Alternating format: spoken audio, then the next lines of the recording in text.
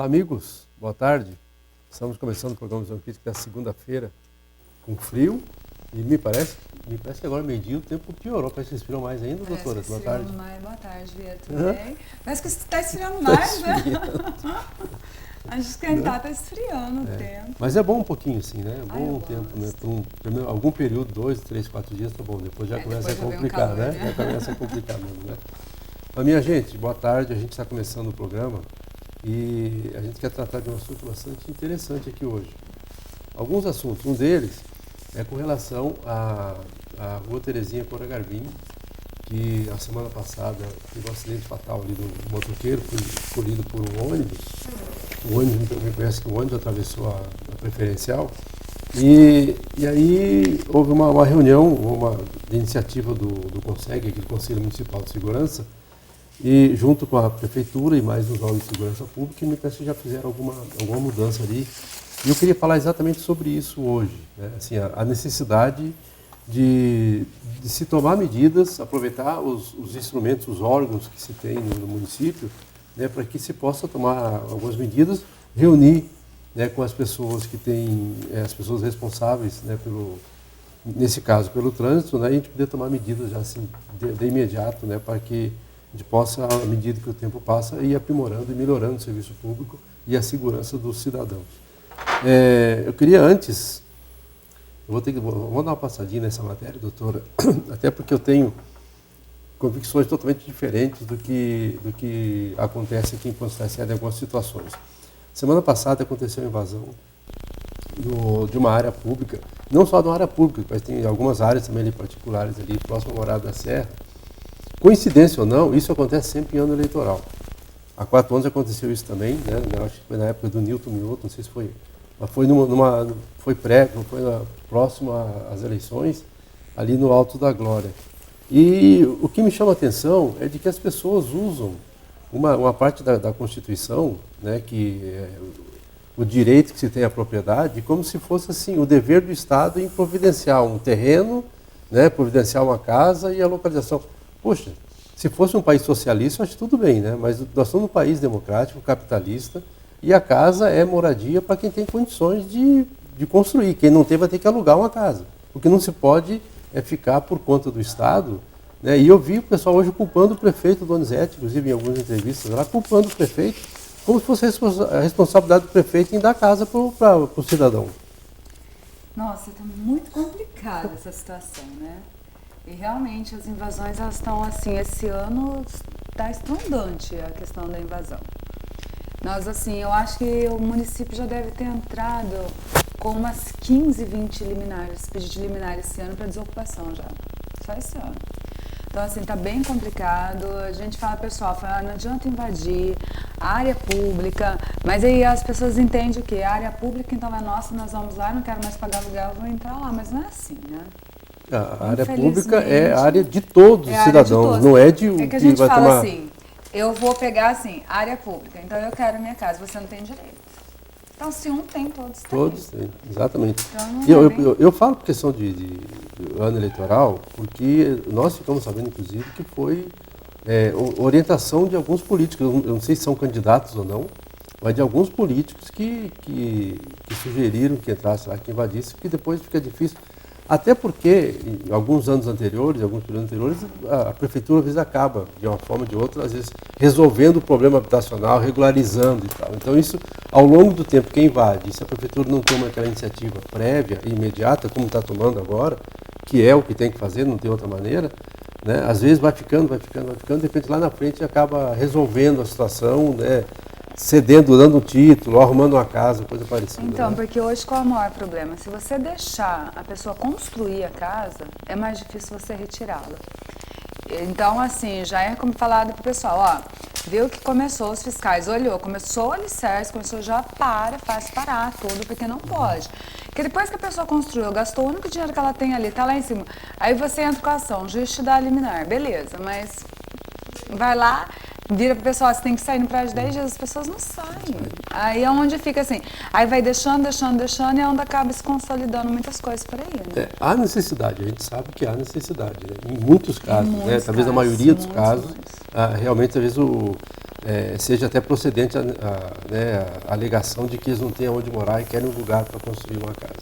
Né? Mas a área pública, foi como bem a doutora Sara comentou, a área pública é a área para todos, para uso coletivo, uso social, né? Não para uso de alguns, chegar para se aproveitar e acabar usando aquilo para uso particular. Teve algumas pessoas da invasão da Morada Serra agora que nós constatamos o quê? Tinha pessoas lá que estavam com 3 lotes. Que eles lotearam, eles por conta lotearam. Tinham pessoas que estavam com 3 já para especulação mesmo de área pública. E tinham pessoas assim que têm casa ali nas proximidades, casas deles mesmo, e estavam lá. Então assim, provavelmente tinha pessoas lá que realmente precisavam, deveria ter sim, não tenho dúvida disso. Mas tinha muita gente que estava com especulação também. Tá bom. Bom, doutora, essa semana passada aconteceu um acidente, no início da semana passada, aconteceu um acidente de um ônibus, né, que acabou invadindo ali, atravessou a Cora Garbim, né, e acabou colhendo um motociclista ali que veio a óbito depois, alguns dias depois. E aquilo motivou a que os órgãos de segurança pública analisassem, né, e a gente já vem falando isso há muito tempo, né, a Terezinha Cora Garbim é famosa na cidade aqui pela quantidade de acidentes. E o Conselho Comunitário de Segurança, representado nesse período aqui pelo João Ramires, que está aqui conosco hoje para conversar sobre esse assunto, né, ele acabou chamando, né, para uma reunião aí dos órgãos de segurança pública, Prefeitura Municipal, numa reunião na Prefeitura na semana passada, e vejam o que é a ação imediata, né, quando você consegue, através de uma liderança, você consegue resolver um problema ou dar encaminhamento para a solução do problema. Né? Dessa reunião já aconteceu alguma solução, né, que está prevista para ser colocada em prática daqui a uns dias. Eu gostaria de conversar com o João, dar o nosso boa tarde para ele, né, e dizer, João, dar os nossos parabéns de público aqui, né, porque o João já foi presidente do Conselho de Segurança, Conselho Municipal de Segurança, quando funcionou. Foi o período em que funcionou. E eu estou falando isso não é porque estou na sua frente, outras vezes já te falei isso também, né? E não é só que falo, não. As entidades, os militares também falam isso, o comandante da polícia também fala sobre isso aí. Né? Então, parabéns pela sua ação, a sua atitude de tomar essa iniciativa. E eu gostaria que você falasse sobre a reunião, o que aconteceu e quais são as providências que vão ser tomadas agora. Eu agradeço o elogio, Vieira, mas o Conseg, ele sempre atuou. É lógico que às vezes com uma dificuldade ou outra, mas sempre atuou. Parabenizar o trabalho do SBT, por esse trabalho de visão crítica, cumprimentar a doutora também que está aqui com a gente, a doutora Sara, e também dar uma boa tarde a todos os telespectadores. Pelo seguinte, teve um acidente, como bem mencionou o Vieira, sobre a vítima fatal do menino com o ônibus da Eucatur. E aí o que acontece? Aconteceu o seguinte, o primeiro-tenente Capobianco, da Polícia Militar, ele que fez a ocorrência no local. Então ele viu várias coisas que poderiam ser evitadas por esse motivo do acidente. Aí ele tomou a iniciativa de ir lá na Prefeitura, falar com a Fátima e com o Rodrigues, que são da CMTU, Companhia Municipal de Trânsito Urbano, e também com o chefe de gabinete, o Alain, se propuseram a fazer uma reunião no outro dia seguinte, a ida nossa, minha e do Tenente Maia também, juntos à Prefeitura, para poder fazer uma reunião.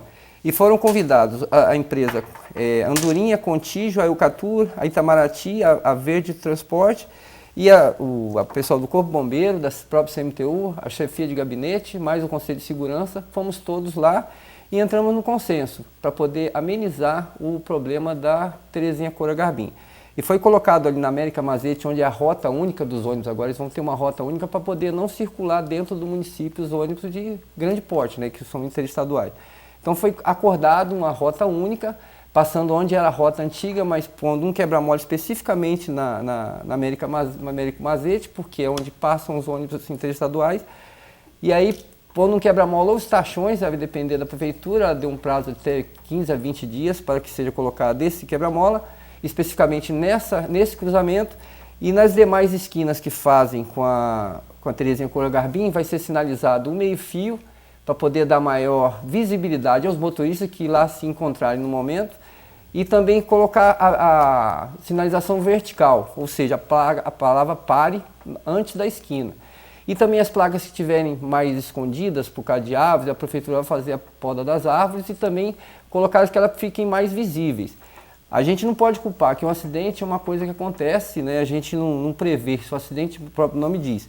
E nós não estamos aqui para julgar. Mas no tocante geral, a gente fica satisfeito porque a prefeitura se mostrou ativa nessa situação, né? Como eu havia falado, o chefe de gabinete convocou essa reunião, ela foi feita no dia 31, né? E está até aqui a ata da reunião, onde todas as pessoas responsáveis pelo transporte coletivo interestadual e mais os órgãos de segurança, Polícia Militar, Corpo Bombeiro, a CMTU, fizeram essa ata que está aqui, eu peguei a cópia hoje com a Fátima, e a gente vai cobrar também, porque a gente não pode pôr só no papel, a gente tem que fazer porque também nesse compromisso estava o Tenente Capobianco lá, que realmente cobrou essa atitude mais dinâmica, que a polícia também vai fazer um policiamento ostensivo na área, para poder as pessoas pararem de correr.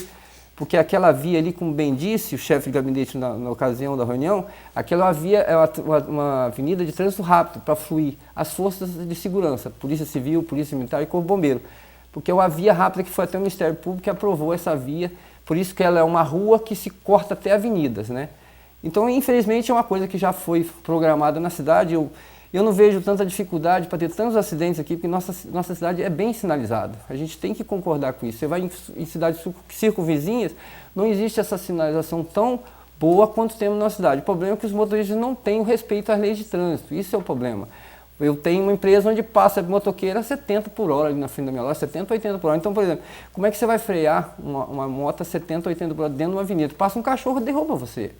Né? Então, o que acontece? A gente fica satisfeito, parabenizar mais uma vez o Vieira, mas o Consegue está aí, a gente está aqui tentando fazer de todas as formas para trabalhar junto com a população para poder ter um trânsito mais saudável. A gente vai fazer campanha de trânsito a partir de setembro, que na realidade é o mês que a gente faz campanha de trânsito.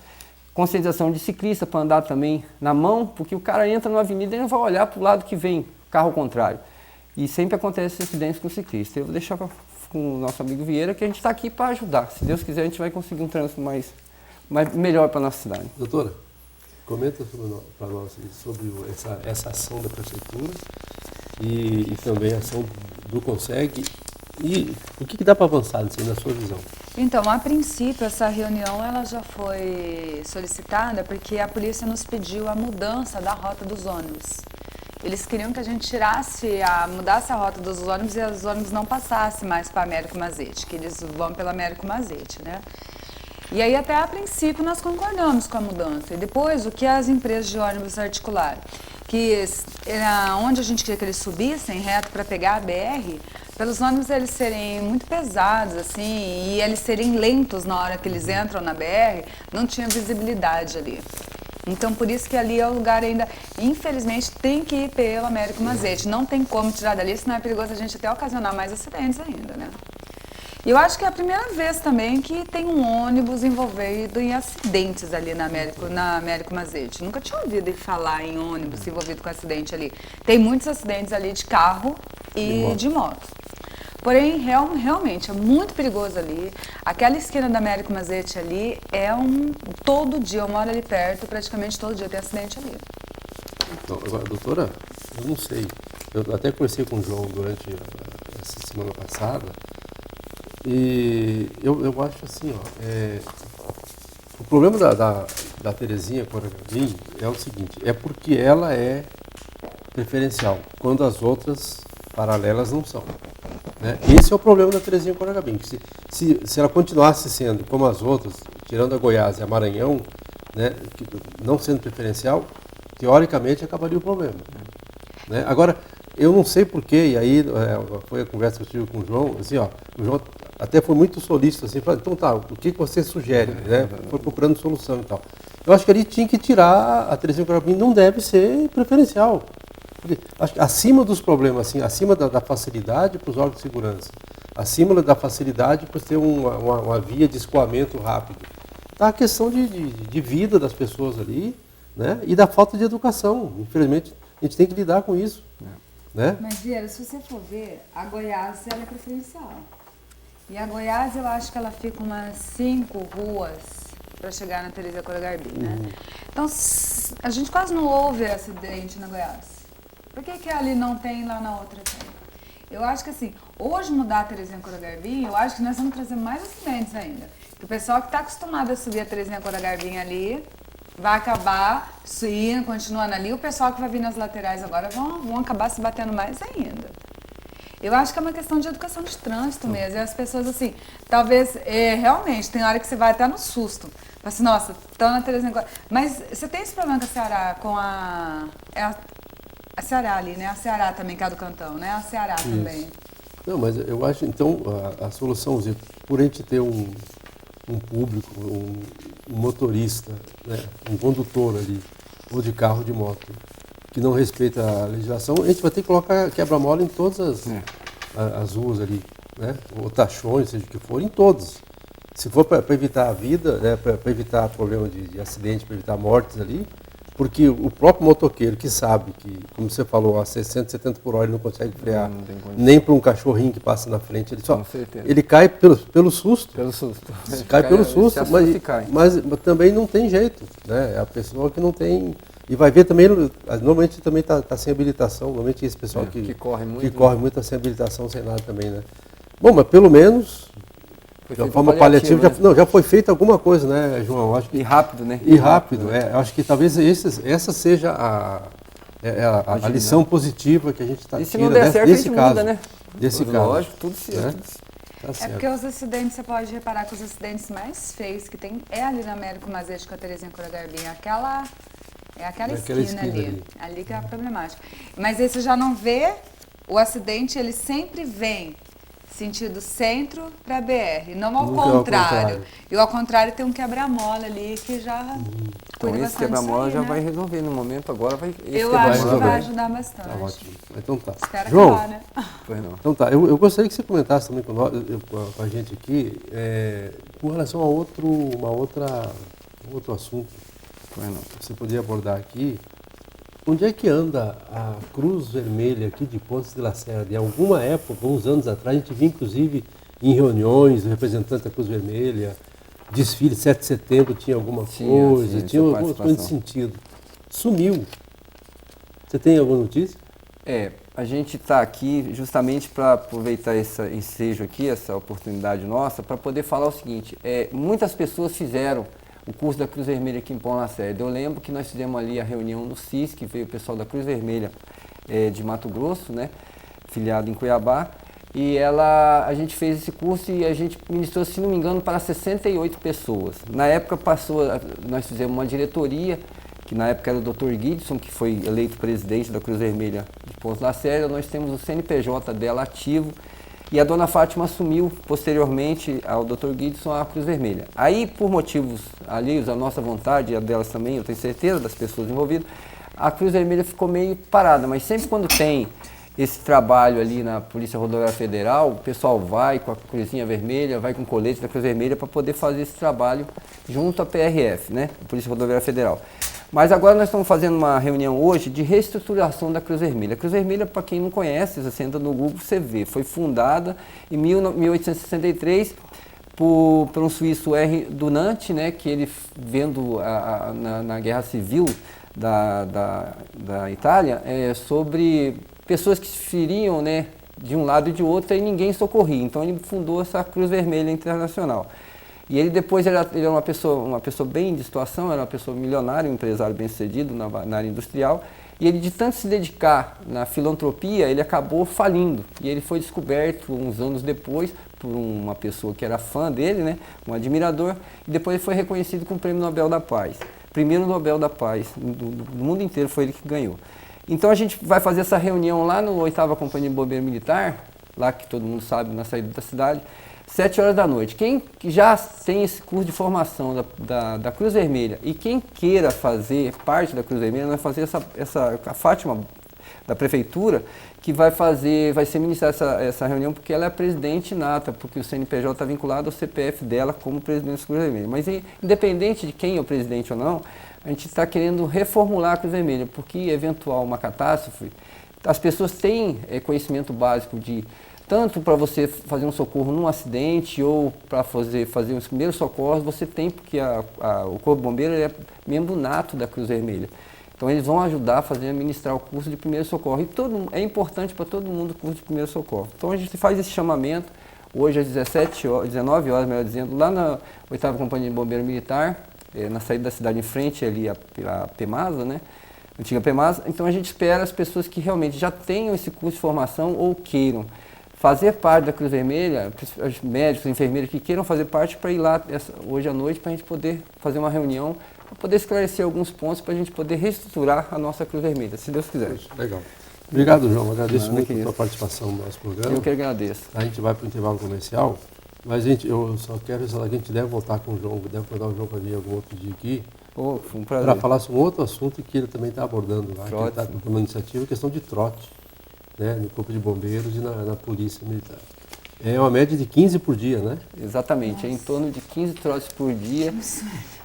A gente tem até aqui o delegado regional, Dr. Vitor, ele está incumbido de fazer assim, já vou dar um alerta às pessoas que gostam de passar trote, estamos aqui, vai ser feito, tem aqui, os números são todos rastreados, né, os que passam trote. Eu tenho aqui um documento que o Tenente Maia fez para mim, da 8ª CBM lá, Companhia de Bombeiro Militar, e as pessoas vão responder criminalmente, porque quem não sabe, o trote é uma falsa comunicação de crime. Quem viu televisão nas Olimpíadas, aquela equipe de natação americana, ela foi condenada por isso, falsa comunicação de crime. No artigo 340 do Código Penal, a pessoa pode ser, ela tem detenção de 1 a 6 meses de detenção ou multa facultativa ao promotor ou juiz decretar a determinada multa que a pessoa vai pagar. Então as pessoas estão sendo rastreadas, tá? E elas vão ser imputadas. Se for de menor, o responsável legal vai responder com processo criminal, tá? Então vocês têm que ter muito cuidado, porque o trote é crime, não é brincadeira não. Então a gente tem visto o pessoal do Corpo Bombeiro sai correndo lá em disparada para atender um eventual acidente, chega lá, é um trote. Então vocês fiquem espertos, porque a Polícia Judiciária Civil está e a promotoria está aqui para poder depois cobrar as responsabilidades desses trotes. E já vou falar mais última vez, trote não é brincadeira, é crime. E vale lembrar o seguinte, a partir do momento que acham que a pena é pequena, de 6 meses a 1 ano, mas a partir do momento que você foi condenado, você fica 5 anos após com a ficha criminal suja. Já não é mais réu primário, Já né? não é mais réu primário. Qual? E fica 5 anos com uma restrição criminal no seu nome. Então não é brincadeira. Até concurso público você está proibido de fazer qualquer tipo de outro tipo de ação. Tá certo. Obrigado, João. Obrigado a gente volta vocês. logo depois do intervalo.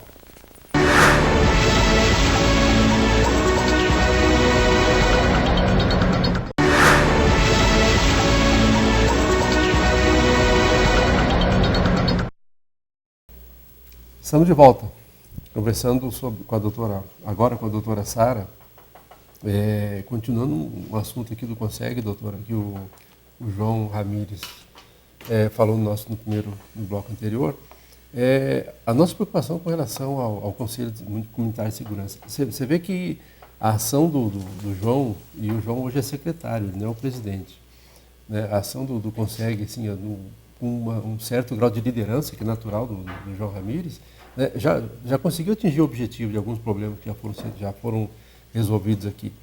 E o que a gente está percebendo no CONSEG, e eu pedi até mesmo porque o João não participasse desse momento do programa, é que ele fosse realmente assim, representativo. E a gente não vê isso, né, com relação ao Conselho Comunitário de Segurança aqui em Pontes Lacerda. O que tem acontecido, e aqui é uma opinião minha, e o programa se dá para esse tipo de assunto de opinião, o programa é um programa de opinião, é de que o pessoal usa muito o CONSEG mais para trampolim político do que propriamente para exercer alguma atividade lá de interesse comunitário. Tanto que, à exceção do João da Disdal, os últimos presidentes todos acabaram saindo e se candidatando para vereador. Hoje, o presidente do CONSEG está afastado para ser candidato a vereador. O vice-presidente também está afastado para ser candidato a vereador, né? E hoje o João Ramires precisa fazer uma abertura de uma conta do CONSEG e não pode porque os dois estão afastados e não pode. Não, mas a ideia que a gente está pedindo, e é assim, e agora no final do ano tem eleição, vai ser em novembro, tem eleição, é de que esse conselho passe a ser representativo mesmo, né, e de pessoas que têm não só interesses políticos, que são legítimos, né? Mas que não tem só interesse político nacional, mas que tem interesse realmente em participar do conselho, porque esse conselho é de extrema importância para o município, é muito importante. Porque ele consegue aglutinar os órgãos de segurança pública, que pertencem, são representantes natos do conselho, como o comandante da PM, o delegado, né, da Polícia Civil, são membros.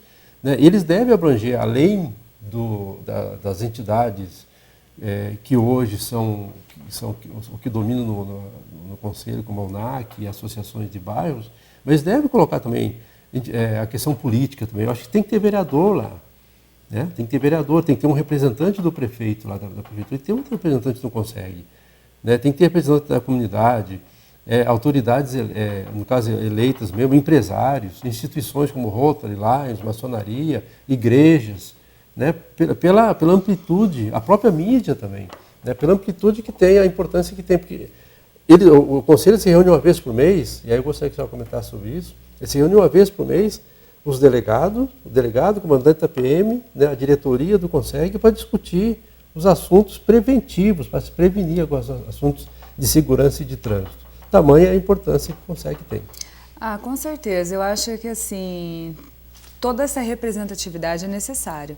Nós temos o Gabinete de Gestão Integrada, o GGIM, aqui em Pontes Lacerda, e que ela abrange toda essa aí.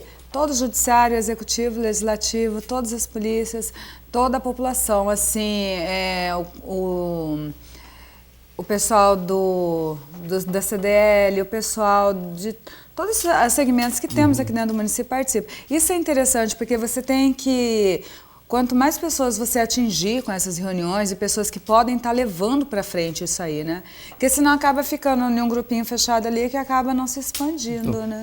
Essa representatividade ajuda dos dois lados, né? E consegue levar a informação, né, para os responsáveis, no caso da área de segurança, né, e consegue também receber as demandas dos problemas que tem a questão da segurança pública, né? Na semana passada, nós tivemos uma reunião lá na maçonaria com o comandante do GEFRON, o comandante da PM, o comandante do Corpo de Bombeiros, o comandante da Polícia Civil, veio também o comandante da Polícia de Comodoro, bem representativo. Todos os órgãos de segurança pública aqui da região estavam lá. E aí eles passaram para nós exatamente aquilo que a gente não sabia, as dificuldades que eles têm e que às vezes eles não passam, né, para a população por falta de meios, de veículos, né, de passar isso aí. Né? Veja só a importância que tem isso aí. O GEFRON, eles estavam com um problema de recursos até mesmo para comprar combustível para motores estacionários nos pontos onde não tem energia, para colocar energia lá. Nossa. E a gente não fica sabendo, às vezes é pouca coisa que a própria sociedade pode ajudar. Né? A Polícia Civil, ela não tem dinheiro para trocar uma lâmpada.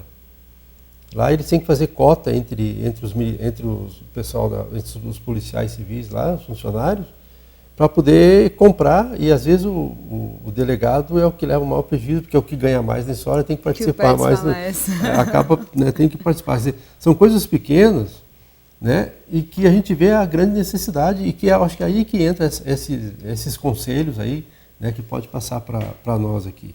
A Polícia Rodoviária Federal também, é um problema sério também, questão de contingente, parece que tem muita gente, mas não tem, até porque hoje a lei determina que os policiais trabalham em um período e tem que folgar 3. Então, quando 24 se tem e folga 3, 72. Exatamente. Então, isso pode significar que a gente fala assim, por exemplo, no caso do GEFRON, o GEFRON tem 100 servidores lá trabalhando lá, 100 militares trabalhando lá. Mas com essa de fazer um plantão e folga 3, eles trabalham com em torno de 20. Não, realmente. E é muito interessante, assim, você reunir toda uma sociedade, né? Porque, assim, eu vejo todos os conselhos que está a prefeitura, está o legislativo, está o executivo, todo mundo tem um pouco mais, tem uma força maior. Porque se alguma coisa que a prefeitura vai fazer, já tem um representante ali que pode dar uma mão. Se alguma coisa que depende do judiciário, já está o judiciário ali que já pode dar uma mão. Se alguma coisa do Ministério Público, o Ministério Público já está ali para cuidar. Se alguma coisa das entidades, as entidades já estão ali para ajudar. Então, assim, você não tem que ficar indo atrás deles depois para tentar ajudar alguma coisa. Então, fica uma coisa mais séria, um comprometimento de todos, né? Exatamente. Isso que é importante. A gente espera que e aí já estamos encaminhando para o final do programa, né, que esses órgãos de representação acabem atuando de forma assim que a sociedade acabe realmente tendo um resultado positivo, né? Nesses casos, como eu citei aqui, esses problemas que a polícia, o Corpo de Bombeiros estava esses dias até sem, nós até comentamos semana passada aqui, né? Estava sem o resgate. Sem lá, o sem resgate, resgate. Eles têm muito problema, Né? estão com um problema muito grande, com pneu, com das viaturas, estragam um carro aqui, tem que ir para Cuiabá para arrumar, então eles estão com um problema muito sério. Você vê como aconteceu a pressão, acabou acontecendo através da imprensa, né? Nós, quando ficamos sabendo disso aí, já ligamos para o deputado Van Clay. O deputado, na hora, ligou para o secretário de Segurança Pública, né? E eles mandaram, por exemplo, em poucos dias, mandaram uma. E me parece que essa ambulância de resgate que está aqui é de outro município. Está aqui cedida. Ela está cedida para cá. Está cedida até para resolver um problema. Agora, imagine se não tivesse um tipo de pressão, né? Se a sociedade não está sabendo disso, a gente ia ficar sem resgate aqui, usando a prefeitura lá, né? Ambulância Teve várias vezes o Corpo de Bombeiro ligava para a gente, precisamos da ambulância de vocês. E quando não tem nenhuma ambulância do município aqui? Exatamente. Claro que é complicado a situação. Mas tá certo. Doutora, para terminar, nós vamos fazer o debate, como a gente fez já nas últimas eleições, né? Vamos fazer o debate político, o debate dos candidatos a prefeito aqui na próxima sexta-feira, às 8h15 da noite, né, aqui pelo canal 6 do SBT. Dois candidatos já confirmaram a presença. Né? Eu não vou dizer ainda qual está faltando, até por questão de que ele deve confirmar ainda hoje, nós temos uma reunião agora há pouco, daqui um pouquinho, para discutir as regras do debate. É importante, né, esses debates, né? A senhora que participou, né, do anterior aqui, né? Mas é importante, mexe com o público, mexe com o eleitor, né? Mexe com os candidatos e a possibilidade de a gente saber que realmente o candidato falando aqui sem aquela preparação como ele faz no programa eleitoral, né? Não, o debate é uma coisa, é muito interessante, o debate é uma coisa assim que você vê o conhecimento realmente do que os candidatos têm da área pública, né? Que é um lugar assim que as perguntas que eles não têm direcionado qual vai ser as perguntas, então eles não têm como estar preparado para aquilo, no máximo por um tema, mas não para uma pergunta específica. E é importante para a gente conhecer quem são os candidatos, ainda assim, para quem não tem ainda o seu candidato, para quem ainda está em dúvida em quem vai votar, é muito importante assistir. Até porque eu acho que o papel que a imprensa presta nessa hora é exatamente pedir para que o eleitor fique despido daquela paixão política e analise os candidatos realmente, né? Porque às vezes ele se apaixona por um candidato, né? Começa a defender o candidato e não consegue perceber se o candidato realmente é o mais adequado para exercer uma função pública, né? Às vezes aquela paixão toda impede que ele pense. Então o que a gente procura, até com o debate mesmo, e até o programa eleitoral se presta para isso, é para que o candidato, o eleitor, fique na condição de juiz, de espectador ali primeiro, julgue qual que é melhor e tome a melhor decisão. Né? Isso é muito importante. E assim, hoje a gente não tem que votar na cara de ninguém mais, e sim nas propostas, né? De quem tem as melhores propostas, e as propostas realmente aquelas propostas que elas são passíveis de ser cumpridas. Não também aquelas propostas jogadas ao vento também, né? Isso é muito importante para o município, a gente conhecer em quem a gente está votando. Tá certo. Bom, estamos chegando ao final do programa. Eu agradeço a todos vocês por ter participado conosco, ter ficado conosco até essa hora. E a gente promete voltar semana que vem, se Deus quiser. A todos nós, uma bela semana.